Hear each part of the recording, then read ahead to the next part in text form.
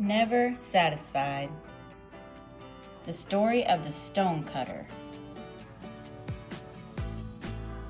Once there was an old stonecutter named Stanley. Stanley was good at his job, but cutting stone was a hard way to earn a living. Oi! One day, on his way back from the rock quarry, Stanley noticed a businessman sipping tea. "Humph," said Stanley. "That must be nice. I wish I were a businessman." And suddenly, to his great surprise, Stanley was transformed into a businessman. He took a sip of tea and said, "Oh yeah, now this is more like it." But soon, outside his window, there was a wild commotion. It was the king! "Wow," Stanley said.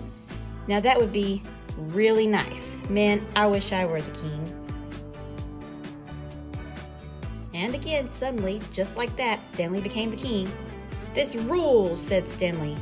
"I could get used to this kind of life." But before long, the sun beat down on Stanley and he grew weary.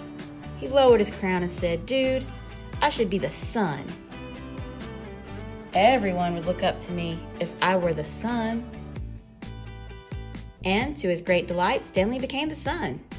"Now this is more like it," he said, beaming with joy.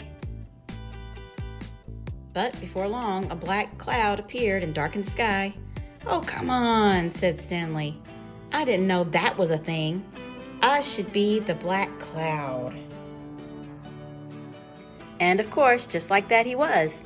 Being a black cloud suited Stanley. He let loose a mess of rain and lightning. Eek! But soon there was a wind, a mighty wind. The wind pushed Stanley across the sky like he was nothing. "Oh, come on," said Stanley.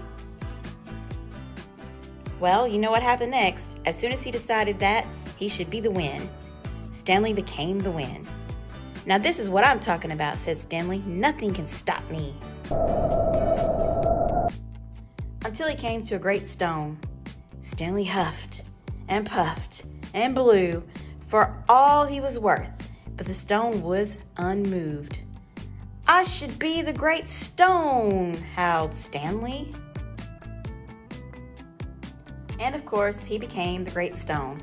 Finally, Stanley was satisfied, and nothing could ever change that. Until the next day when there appeared a young stonecutter.